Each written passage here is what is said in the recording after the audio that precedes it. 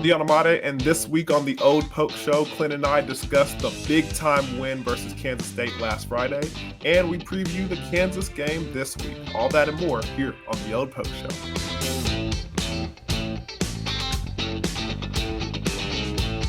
Welcome to the Old Poke Show. This is the show where we talk to Cowboy legends from the past and the present and review the OSU program going into the future. I'm your host, Deion Imade, alongside my man himself, Clint Chelf, number 10. What's going on, baby?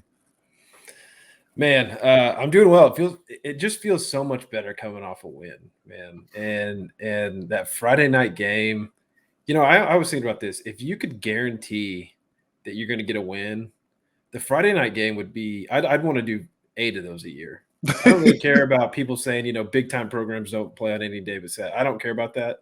Get the win on Friday and then get to chill and watch football all day Saturday and just kind of have your win already bagged. It's like, it felt so, it started out the weekend just absolutely incredible. So I had a great weekend. How was your weekend?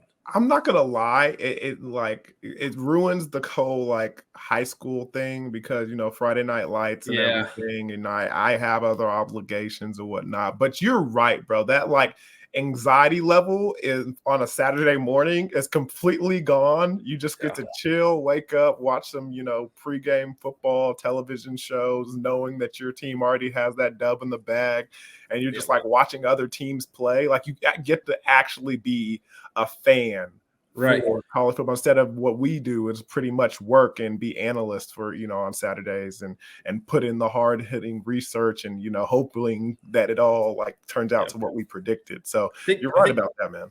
More than anything, just gonna have a few cold pops on Saturday. That's what you're looking for. Yeah. Well, speaking of, man, I don't want to just run straight into the game. I mean, you had a pretty interesting week yourself there. It seems like you got a dub as well. Yeah, the biggest dub that you can get in life. Yeah, my wife and Mary and I, we welcomed our second daughter, Carter Marie, on what was that? It's all running together now. Wednesday morning. Tuesday we went into labor. Yeah, it's been a whirlwind of the last week. So, doing well, man. Everybody's happy and healthy. That's all that you can ask for. So, well, congratulations. I appreciate that. Yep. Congratulations to you, and mostly congratulations to Mary because she did all the hard work. Yeah, as you'll find out at some point, you just are kind of a glorified maid or I'm just in there. What do you need? I can do it. Getting ice chips and whatnot. Yeah, exactly. Run and get water, run and get ice, do stuff like that, and just kind of be the support. So I didn't.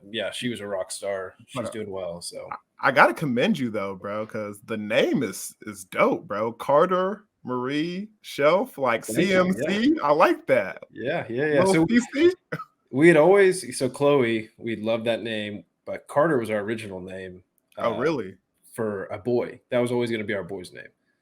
And there's been a lot of Carters, that we've seen in the past 6 years or so. And so we were like, we love that name, but then we started talking about it for a girl. So I appreciate that. Yeah, I came up with the middle name, so that counts for something.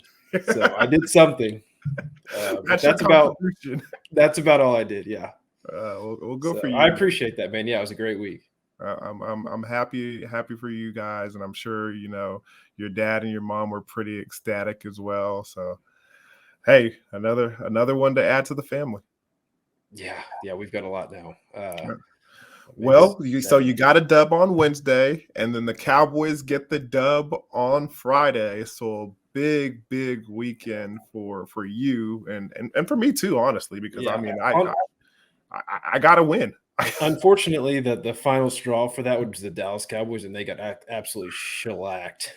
Why did you have to bring that up, man? Why did you have to bring? I like to keep everything pretty even. You know what I mean? I don't want to.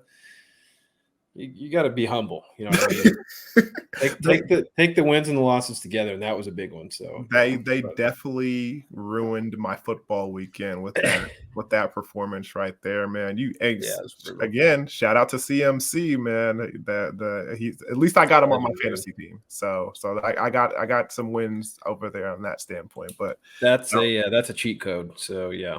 Dallas Cowboys have to figure out how to put it together, because the 49ers and the Philadelphia Eagles seem like they're running away with that division over there. Yeah, so. the NFC is looking like a 2-horse race. We'll have to see. I don't know. But what do you want to talk about first game-wise? You want to Man, get right so into anything else? you know how we normally do, bro. Like game week, our show, we like to get in, some kind of guess. But the game was so good this week. Selfishly, I just wanted me and you to kind of like talk about it and get all our, notes out, get all our thoughts and process out, and then also preview the Kansas game as well. So we got a lot on our plate for this episode. So it's just me and you. So I think I want to like kind of go, defense first, and then roll into offense, and then maybe a little special teams as well, because they put in a top-notch performance to get the W.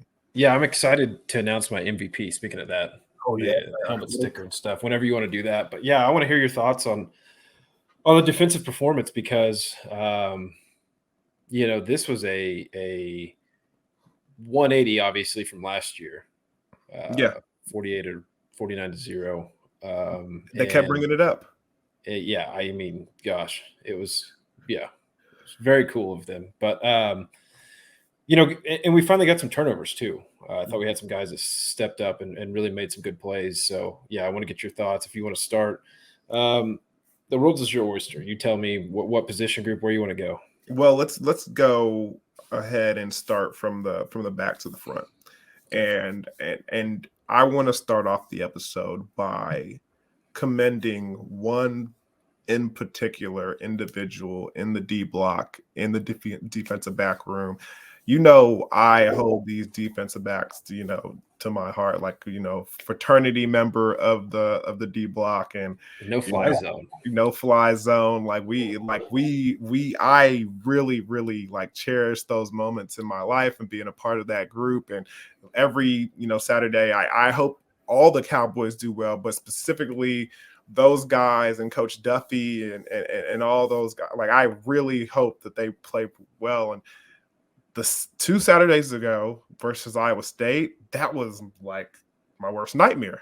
Like, for our guys to be, put in that situation and give up that kind of game and give up those kind of points and just look the way they did, especially, again, no excuses, but the field condition wasn't in their favor. They were slipping all over the place.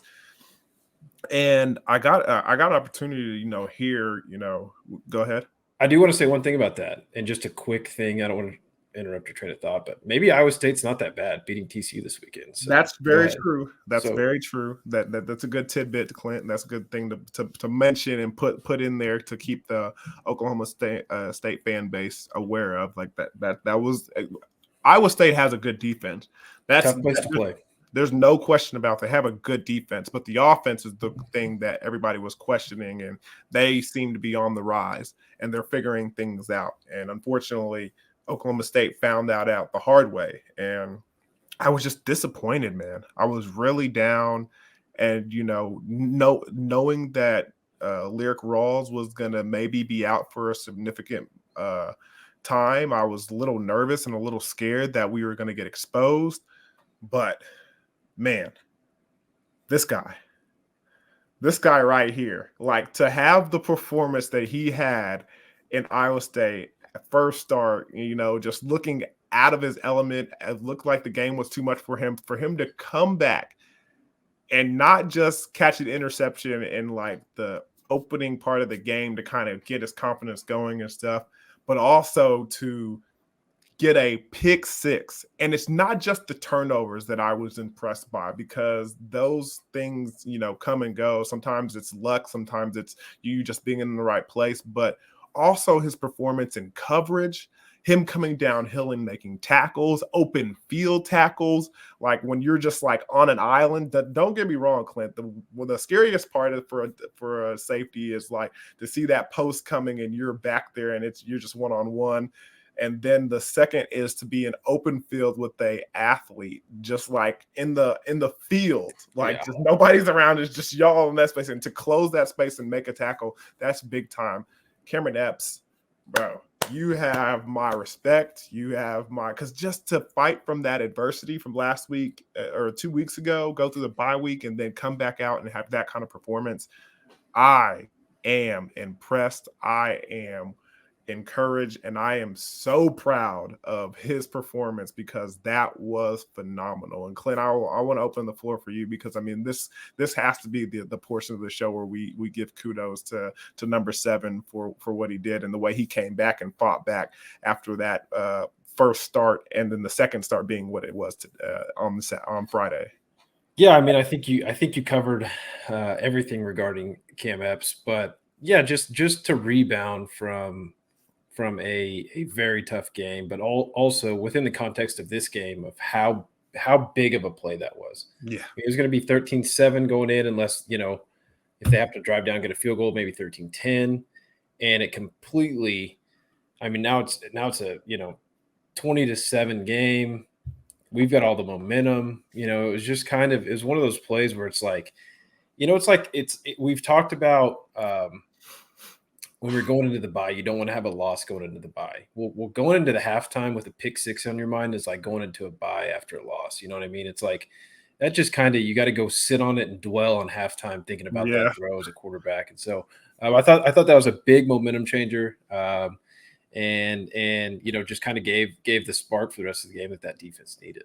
It really did, man, because at that point, we say this all the time as defensive players. Turnovers are contagious, bro. Like once they happen, like they start to mount up. They happen in bunches, man. Yes, man, because it's because here's the thing about turnovers.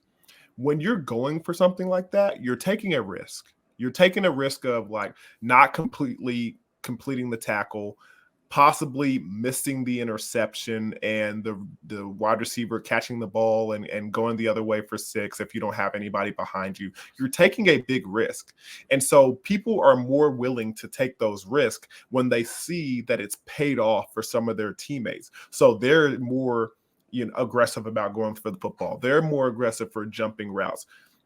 And you saw that start to take place. You saw more players punching at the football. You saw more players, being aggressive with their coverage. Because before, you're afraid the pass interference is going to happen. You're afraid that you're going to finish wrong and things are going to transpire in a negative way.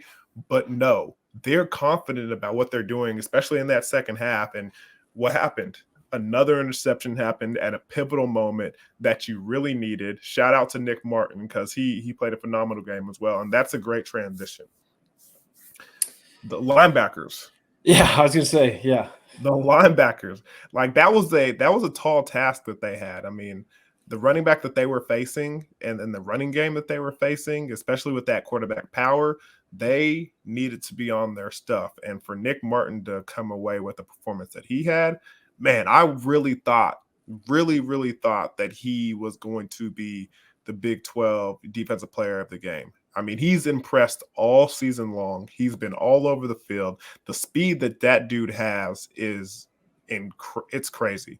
For a linebacker to be that fast, to like any wheel route that I see from a running back, I'm praying that number 4 is on him. And if the number 4 is on him, it's good. It's covered up because he can pretty much run with majority, maybe all of the running backs in this league with that kind of speed. It's just impressive. And he utilizes it in home. If sometimes he comes in the backfield a little out of control, and I'll take that every now and then because of the way he plays, and he plays fast, and I don't want to take that away from him. But his performance on Friday, goodness gracious, man. Goodness gracious.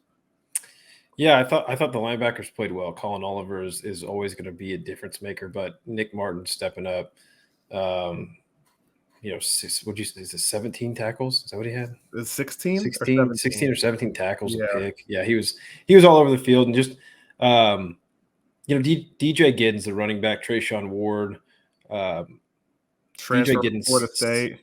16 carries for 65 yards for DJ Giddens coming off of that 4 touchdown performance against UCF.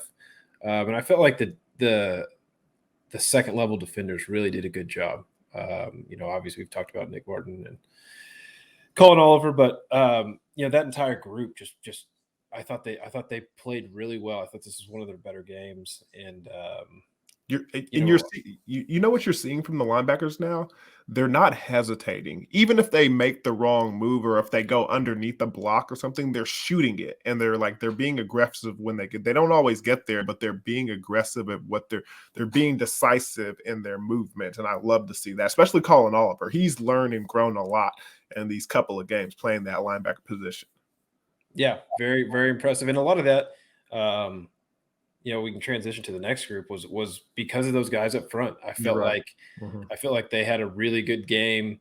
They had a game where, it's always hard on the quarterback when you're getting some pressure from 3-man rushes and 4-man rushes, and when they don't have to bring extra guys. And I felt like those front 3 guys, they did a great job. I mean, the only complaint I think from the defense, from my perspective, is something that they're going to have to fix specifically for the next game is the quarterback run stuff. Yeah.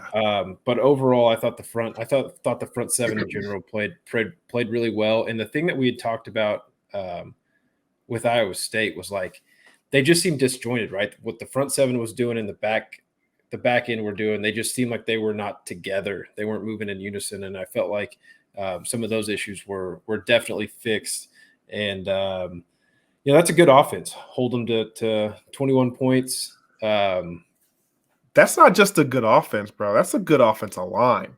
Yeah. For those guys to take those individuals on like BB and the host of those guys that they have on that K-State offensive line, very, very experienced. I think they said collectively they had like 200 and something snaps, 250, 260 snaps. I mean, that's a very good experienced offensive line for that deep line to keep the linebackers clean, because that's primarily their job in that situation, eat up blocks so the linebackers can come in there and make tackles, and offensive linemen can't get second level. For them to kind of do that, allow the linebackers to have the game and the performance that they had, I mean, kudos to them in the front. Yeah, I don't think Justin Kirkland's name is in the stat sheet because of that, but I mean, as an impactful player as you can find for this team, run man in that nose guard position. So and Colin Clay all those guys, Anthony Goodlow, Cody Walterscheid, they stepped up. Yeah, they played a really, really nice game for the defense, and something that they're going to have to continue to build on. I think, if there's any, I saw some people talking about comparisons again to the 2021 team, because if you remember right, they started off very slow. Yeah, the Missouri State won by 7, I think. Tulsa won by 6 or 7. And if I was laughing at it because I was like, if there's a comparison to be made, it's that Nick Martin is this team's Malcolm Rodriguez, right? I mean, I like that. Very, very sure-handed tackler. Just kind of seems like he's all over the place making plays. But I was laughing about that. Yeah, the one weak part I think for Kansas State that we kind of knew going in would be the receivers. I wasn't really impressed with too many of those guys. I mean, Brooks didn't have a good game, number 8. They tried to get him the ball and get him in space and everything, but I mean, the defensive backs really kind of and I was really special teams as well. I was worried about Sennett. He's kind of a mismatch type guy. He's big. He could be maybe a little too big for the DBs, but maybe a little too fast for some of the linebackers outside of Martin. But really helped Ford for 39. He did have the 1 touchdown. But Kendall Daniels was drawing him like on man-to-man coverage a lot of times. Yeah, Daniels is a good matchup for him. I mean, you hold Will Howard to 152 yards. I mean, he is a very, very proficient passer. I thought that was just an overall great game plan. Some of the things that we have seen outside of just the busts, which, those are going to happen at this level when you're breaking in a new system on the fly, but kind of the play action RPO post stuff from the slot guys. I felt like we kind of handled that. We widened out those outside linebackers a little bit, took away some of the quick game stuff, forced their hand a little bit, which I thought was great. So hats off to Nardo as well. I thought it was a great game plan of the defensive staff.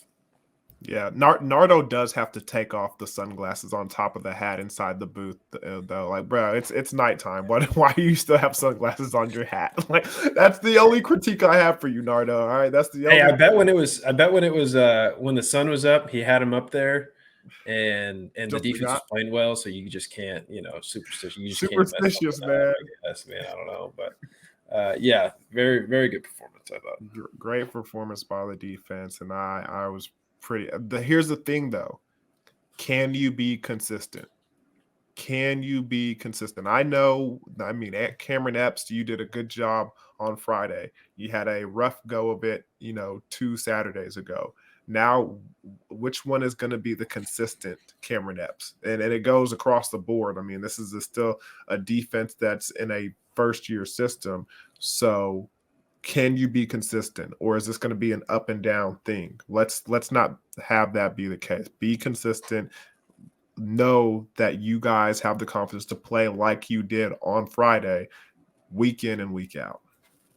Yeah, I mean, ultimately, you would hope when you're breaking in this new system with these new guys, new defense coordinator, that you just get better each week, right? You don't want to be playing your best football the first 4 weeks. Yeah. You don't want to lose those games. Don't get me wrong. You don't want to lose the games we lost, but you want to be getting better and playing your best football the last 5 weeks. And hopefully this team and this defense are building some of that confidence. We said, turnovers are contagious. Hopefully they kind of continue to keep that going and are able to turn the opposing offensive over, because that makes such a huge difference for a team that we're not the most explosive team so far on the offensive side. Yep, you're certainly right about that. Well, speaking of turnovers, let's turn it over to the other side of the ball and go. See how I did that, and go with the offense. Now, Clint, we'll go ahead and get your thoughts on this. As just big summary rise about the performance from the offense and how things went, especially the opening part of the game and the first half.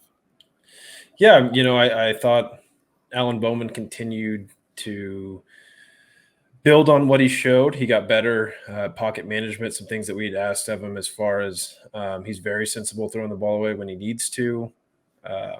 Didn't see nearly as many of those back foot kind of just, chunks, throwing it up in the air. And I want to give Casey Dunn a lot of credit. I felt like the game plan was very creative. That's one word I've used a lot.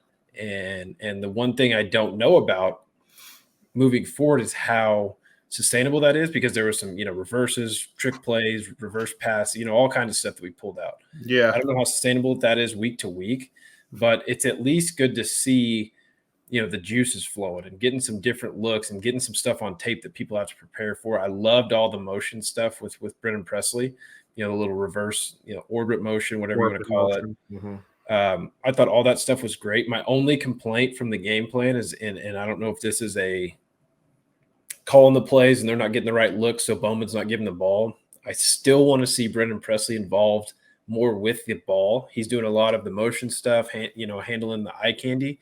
I would love to see him have, more than, what did he have? 4 catches for 40 yards.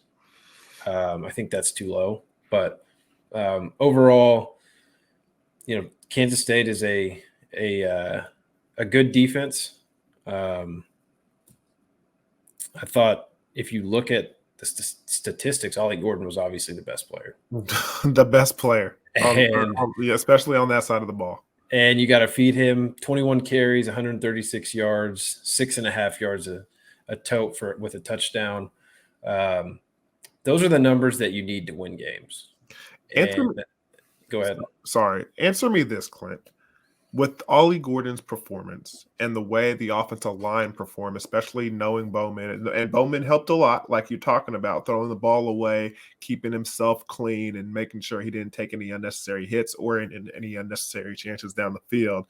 But the way the offensive line played with Ollie Gordon's running performance, do you think this offensive line and this running game has found their identity? I do a little bit. I think, they've been shuffling guys around where Birmingham and Springfield were, Brooks, Terrico. You've had a bunch of guys, a bunch of moving parts, right tackle, left tackle. Dalton Cooper's now full-time. I think they've found something. I don't think that this is an offensive line that is going to be a group that moves people. They're not going to blow people off the ball and get these big gaping holes and gashes. What they're going to be is they're going to cover up guys. and they're going to have their hands on guys and make it tough on them to get off the block to make the tackle. And I think that that's fine, because what we've seen from Ollie Gordon has been his best runs are when he takes an inside zone or an inside run and bounces it. So as long as you can cover your guy up and let him find kind of where the hole is and find what he needs to do, he is a tough guy to tackle. Bro, I'm just impressed. He has great vision. He does. And when he gets out, he bounces it outside. That stiff arm is dangerous on those secondary guys coming down. I mean, they are eating turf when they come up to tackle him. He's gonna have to, like, I don't want to take away his best move, but, like, bro, people are gonna start seeing that on film, and they're gonna have to practice that, like the little drill that we had where we was like club down and come tackle, club down and come down. Like, he's gonna have to, like, fake it a little bit but yeah, bro, his vision and his strength in the open field is something that it leaves to be more to be desired. And those other running backs are going to have to get on that same page as well. Jaden Nixon and Elijah, they're going to have to, they're going to have to use their vision just a little bit more, because Ollie Gordon has it down. Those guys need to pick it up just a little bit. Yeah, I would like to see Eli Collins get some more carries. I think he's a talented guy that can really help and give a good change of pace. Nixon, they need to use him almost like a Brendan Presley type guy. We saw him split out and kind of play receiver, catch that touchdown pass at Iowa State. He's a mismatch kind of guy. And I think you can use him in some really special ways. So all in all, pretty good. The two things that were pretty glaring that have to be fixed is if there was something we talked about getting better each and every week, trying to be playing your best football. The red zone and the short yardage stuff is pretty bad, and it kept a lot of touchdowns from being scored. This game, kicking 5 field goals, which we'll get to in a little bit, is great, but it's way better if you're scoring touchdowns there, right? And then some of the short yardage stuff. So the red zone, those are the hardest places to game plan. Those are the hardest places to call plays. Those are the hardest places to execute, because the field is so shrunken down. So condensed. The defense doesn't have nearly as much space to defend, and that makes it difficult. So you have to really, really put your guys in advantageous positions. And down there, if you don't have guys that are movers, it's hard to run the ball up the middle. Yeah. Because there's not enough space. So they're always running into the backs of guys and then trying to bounce it when there's not enough space. So safeties and linebackers are closer to the line of scrimmage, so it's easier for them to come down hills. So those two areas have to be worked upon. The fade stuff has not worked out. We have not looked good throwing fades, in my opinion. I think Stribling would probably be the best guy at that, and we don't have him. So that's one thing I wanted to ask you about. The wide receivers and dropping those deep balls. Now, don't get me wrong. Some of them were good defensive plays by the Kansas State defensive backs. I think the one to Owens down the sideline, where he had a chance at it, hit his hands after the fact, but the defensive back did a good job of, giving him some collision, giving him some things to think about down the field. And then before he looked up, the ball was on him. But Presley had one as well that was in his hands that he couldn't come down with. Yeah. What do you think it is? Like, expert-wise, do you think it's, defensive backs are playing good, wide receivers not, doing a good job of holding that line and creating space for Bowman to throw, or is it Bowman and them just trying to get on the same page? Yeah, I think Bowman, he had some pretty good throws. He's pretty good at throwing the fade ball. He had some underthrows and some balls that were a little inaccurate, I felt like. But, it's a skill. I watched Justin Blackman do it for years. Using your body, once you stack those guys and being able to hold them off with your body so you can still extend to make catches is something that is kind of a learned deal. You have to, it's not something just have. Like he was very skillful at using his body because not every wide receiver is fast enough to stack every DB. Right. Yeah. Right. And in the red zone, like specifically like the 10 and 15 yard just catch throw fades, I mean, you've got to do a really good job of being patient at the line and winning at the line of scrimmage. That's where you really win on those routes. But sell a slant, do these slow releases that guys are doing now, and then use your that one though, and my sorry to interrupt, but that one right there, I think it's on Bowman. I don't think Bowman throws a good deep ball fade. I don't think he throws a good jump ball fade in the end zone. Those balls are always in the wrong position. I mean, Jaden Bray is a basketball player who turned into a wide receiver. There should be no reason why we haven't thrown him the ball up in the air at the proper position in the corner of the end zone for him to go up, elevate, and catch the ball over some of these DBs. I think he has the ability to do it. You can tell he's fighting a little too much in the end zone, but still, like, he's not getting the right ball placement in my opinion. Yeah, that's what the few that I felt like were off target were some of those. But yeah, I mean, I think Bray is a guy that he's just a really raw receiver, in my opinion. I think he's very talented, and I think he is going to be a guy that you could absolutely throw fades to, and he will jump ball guys, or he can extend and make those catches. But that can't always be the answer for the red zone. That was kind of my other point I was going to make is that those plays are tough to be reliant upon.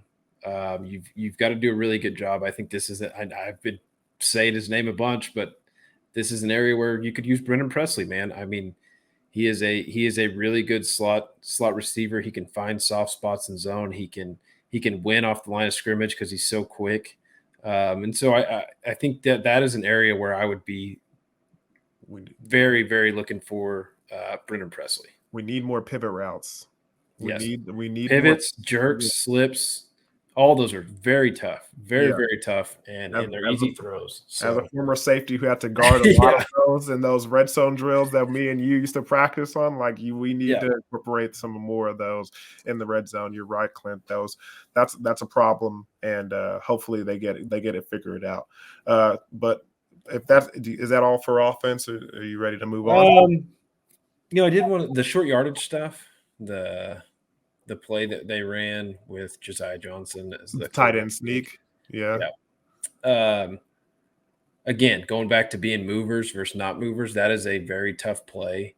I'm surprised that they, for years we heard about not wanting to be under center because of the quarterback center exchange, right? And then to trust a tight end in the fourth quarter to do it is just, I mean, I was blown away by that. I actually would have rather have seen Bowman. So if you remember that sequence, we went up, shotgun, act like we were going to run a play, and then everybody rushed up. They looked like they were going to do the Philadelphia tush push quarterback sneak deal. Brotherly shove. The brotherly shove. Yeah. And then that was all just kind of to get him to jump, called timeout, came back with the tight end sneak play. I would have preferred to flip those and immediately go to the line and set that up, and then have him, as he's going in motion, orbit motion, or, return motion, going back across, get under there and try to get him to jump, because I think that would have worked better. I would have preferred to see that, because it's something we haven't shown. So you kind of panic as a defense when you see a tight end get up under there and go. And if you watch the game, those linebackers come flying up, and I think you might have been able to get one of them to jump. If they didn't, then call a timeout, and then I would have preferred to go try to do the brotherly shove, because that's a tough play to stop, man. But that's my only complaint. The short yardage, I was just surprised that Coach Gundy allowed that, because forever it was like, man, we don't want to go under center because of that. Guys don't practice the quarterback center exchange enough. It was like everybody's in shotgun nowadays. So, but I mean, they are practicing a lot in practice. Yes, this team does. So you understand. I would understand why they thought that it's possible. And he's a former quarterback too, so I mean, he's done it. It seems like all those tight ends always are, man. They're always former quarterbacks. I'd like to see, tying this in a little bit to the jump balls, I'd like to see what he could do for some fade routes in the end zone. I mean, he is tall. Yeah. Yeah, we got to give everybody an opportunity. I remember like it was Dana Holgerson and Coach Gundy just screaming in practice, I still haven't found a receiver to throw a jump ball to. I still haven't found a receiver. And then Michael Harrison and Hubert Anium and Jay Black, like all those guys, like hearing that personal challenge and then raising their hand saying, no, I'm the guy you can throw that to. And those guys being very good. Yeah, we did it all the time. I mean, that was a big part. We had a bunch of guys that were very, very good at it. Very big. And they're at the very least going to get a defensive pass interference typically. For sure. So, no, that's all. I mean, I thought good win. Got to keep the momentum rolling. Yep. Did you want to talk special teams at all? Of course. I was going to say don't spoil it too much because you know where I'm going with. But first of all, like the one blaring thing that we have to talk about is you cannot afford to have, somebody jump the center like the Josiah, for as much as the good things as he did in that game, bro, letting somebody come in and hop over your leg and block that kick, that was something that I did not want to see, and hopefully it doesn't happen again. But yeah, a good performance special teams wise by Alex Hale. I mean, getting all those kicks through, even the 53-yarder, very, very impressive, very, very impressive. And then on top of that, the personal challenge, like Brooks being a guy for Kansas State that has returned, I want to say four touchdowns, and then he has like, God, I don't even remember how many yards he has returning kicks since the 6 years that he's been at Kansas State. But he's a problem, and he's a big advantage for Kansas State. And so that was a personal challenge for Oklahoma State, and they came up big, especially that punt in the fourth quarter where they go ahead and stop him. And Robertson, bro, I'm telling you right now, that kid is a special teams legend. Okay, he is putting his name on making plays week in and week out. And when you need a dude to make a play on special teams, especially on those kickoff and punt units, Robertson, number 39, is your dude, bro. Like, he made that tackle, and it was because Brooks was not fair catching anything. Like, he knew, like, those guys were surrounding him. He was like, yeah, I'm not fair catching nothing. I'm returning this thing. And they put him on the ground. I can't remember who else, number 35 in the beginning portion of the game. He made a big hit on kickoff. Like, shout out to the special teams unit, bro. They played tremendous. Yeah, and that's a big game to do it because what do you know about Kansas State football? Special teams. That's special teams. So when we were playing, the two teams you had to worry about was Nebraska back in the day, and then K-State coming in town, because those two dudes did not play about their special teams, and we always knew, hey, put your big boy pants on, and so they definitely did that day. Yeah, they I don't think it's a stretch to say special teams, even though they had the block won us this game. So hats off to those guys. Before we get to Kansas, you want to do some? We're back on the win side, so we can do a helmet sticker. Right on. Some MVPs. I'll let you go first. All right. Who you got this week? Well, I mean, there's no surprise here, man. I'm giving it to my boy number 7 back here, bro. Like, to come back and go through adversity and take the teaching, take the coaching, stay with your brothers, and then walk away with not one but 2 interceptions and a touchdown on your second start in your career as a redshirt freshman, bro.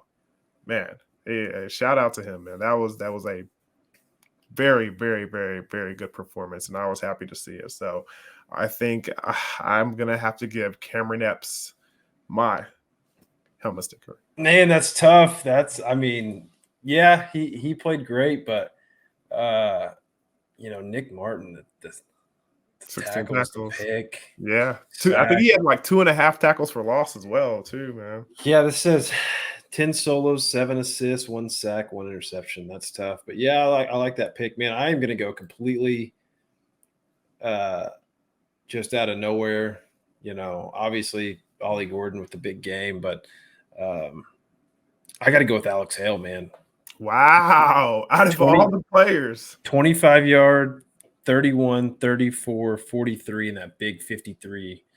When the offense sputtered, we talked about some of the issues with the red zone and score zone and short yardage. And to get that one blocked and then to come back and make 5 field goals, man, in a game that was decided by 8 points against, the team that I would consider thinks of themselves as special teams. Yeah.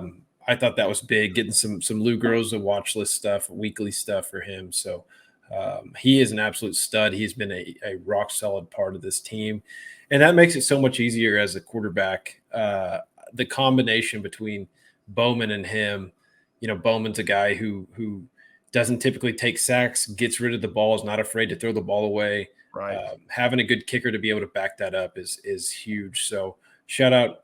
Probably one of the few times that I'll ever pick a kicker. But this week he absolutely earned it. So I want to highlight him and give him a hat, a little tip of the cap, because that was a big win for him.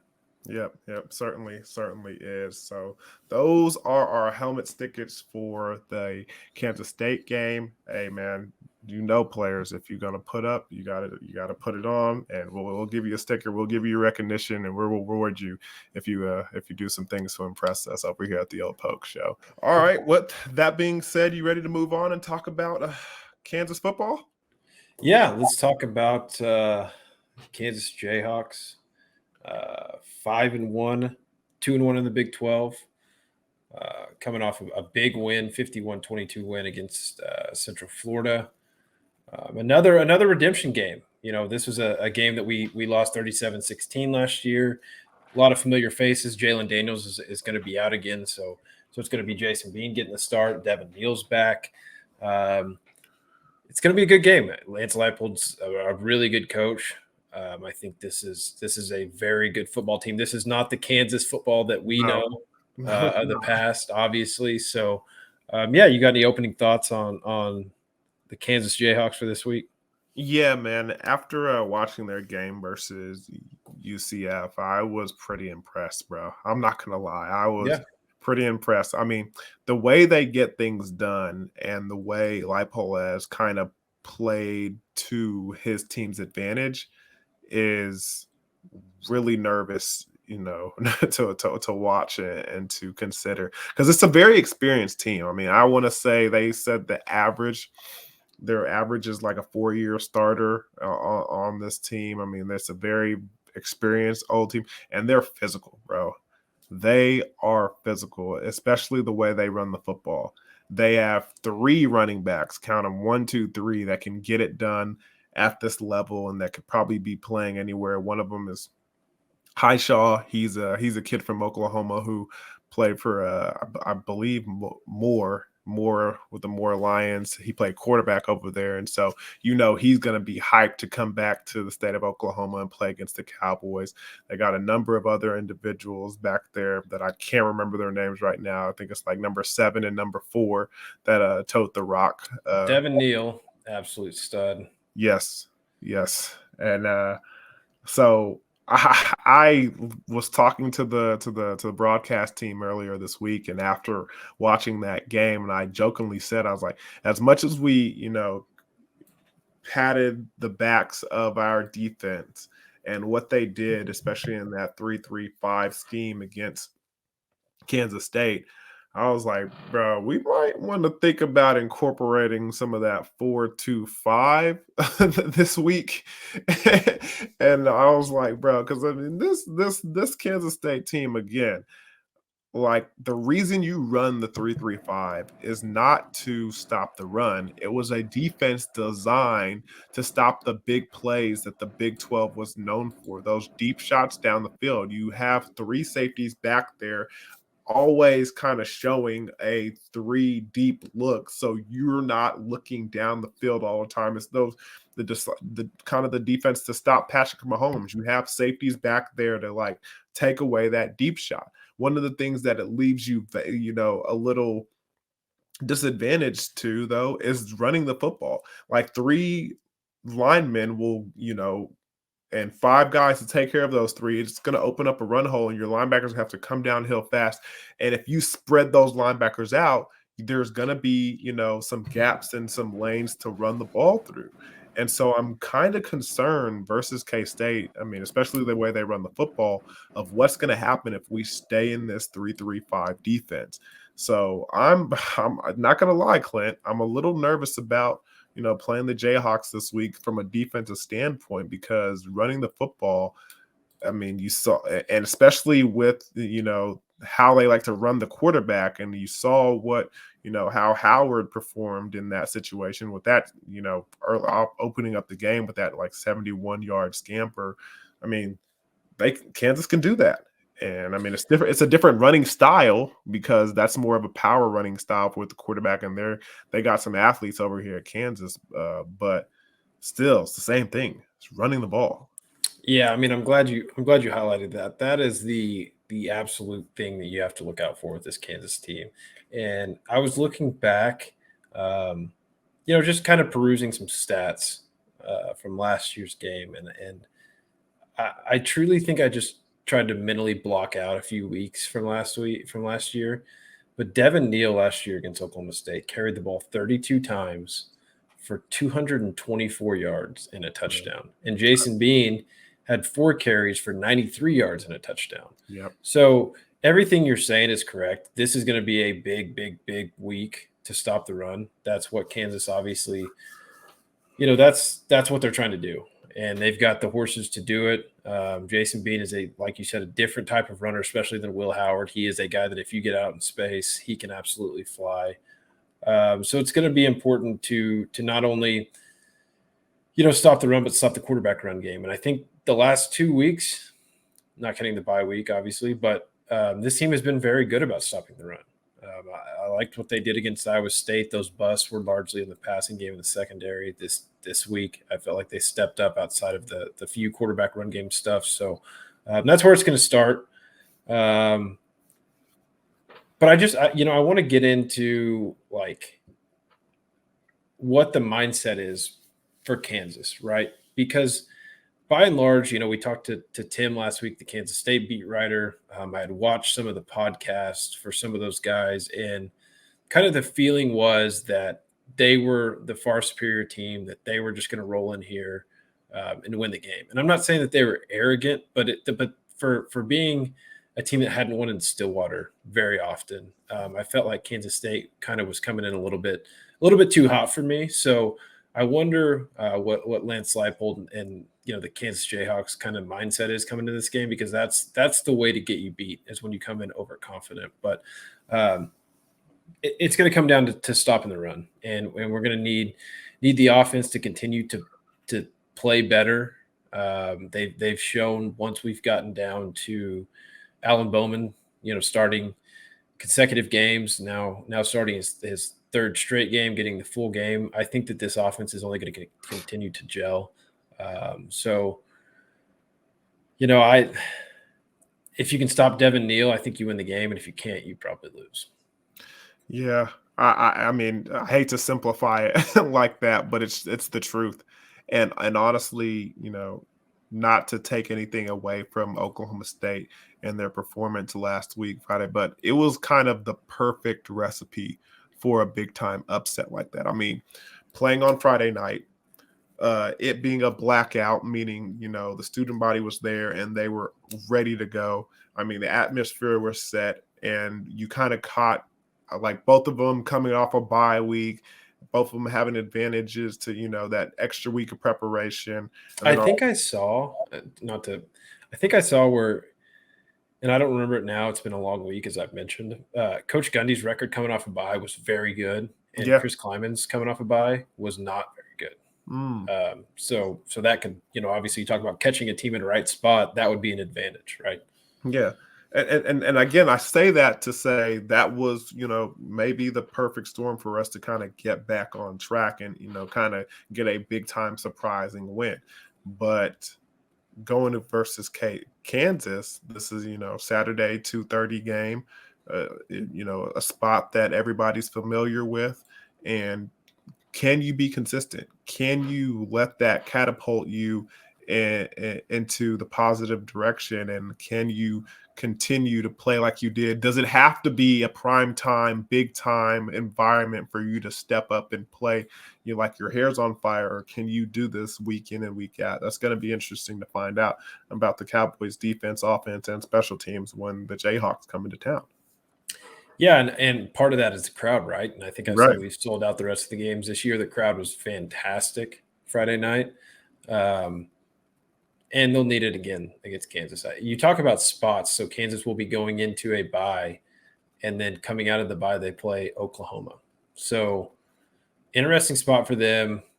Not necessarily look ahead because they have the bye, but a team, as we know, you don't want to lose a game going into the bye. So, definitely a spot where Kansas State is going to, or Kansas, sorry, is going to be, at full focus. No look ahead, any type, of I guess scheduling issues there for them. So, it's gonna be a good game, I think. But stop the run. Whoever can run the ball better, Ollie Gordon or Devin Neal. I think if you look at the end of the game, whoever has more yards, I think you can probably guess who won between those two guys.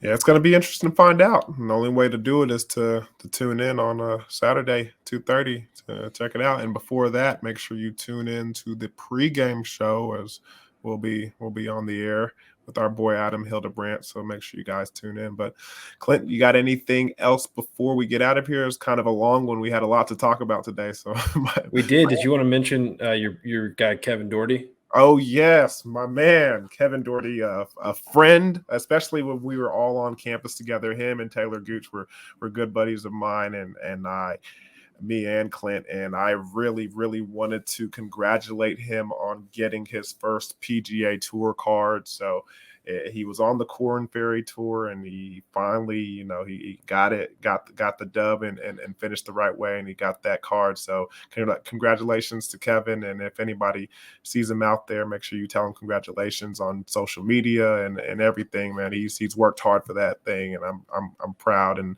happy to see him finally get it. Well said. Ready to get out of here? Yes, sir. I've got about 2 hours of sleep that I can get before I'm going to be up again. So yeah. let's let Clint get all 120 minutes of those sleeps that he needs. But with that being said, we want to thank you guys for tuning in, and make sure you tune in every week to the Old Poke Show, and especially everything that they have going on OSU Max. So much great stuff for you guys to witness and take place in. And if your friends don't have it, tell them they need to check it out too. Okay. Well, let's get out of here, Clint. With that being said, remember, guys, stay loyal and true. Go Pokes.